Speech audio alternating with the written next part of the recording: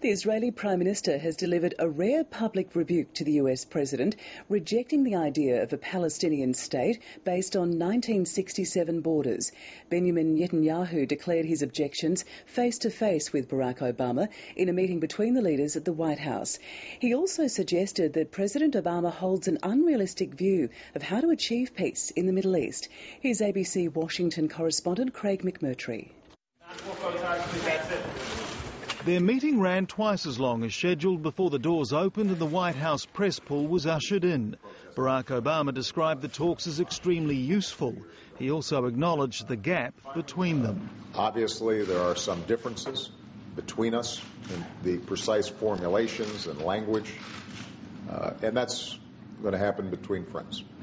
There was no repeat of his call for negotiations based on 1967 borders, a position quickly rejected by the Israeli Prime Minister in a statement yesterday, one that Benjamin Netanyahu again ruled out in person. It cannot go back to the 1967 lines, because these lines are indefensible. The White House is playing down the divide, pointing out that in his speech yesterday, Barack Obama also spoke of mutually agreed land swaps. There's nothing in that statement in the President's speech yesterday that is contradicted by what the Prime Minister said. With the cameras rolling and the US leader silent beside him, Prime Minister Netanyahu also ruled out negotiating with a Palestinian government backed by Hamas, saying Mahmoud Abbas has a choice to make. He has to decide if he negotiates or keeps his pact with Hamas or makes peace with Israel. And Benjamin Netanyahu was equally blunt on the long-standing Palestinian demand for Israel to accept the return of refugees. It's not going to happen. Everybody knows it's not going to happen.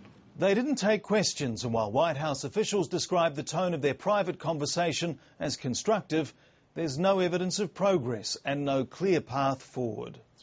Prime Minister. The US President has won the qualified backing of the UN and Europe, but despite the increased pressure, the Israeli leader says there can be no peace based on illusions.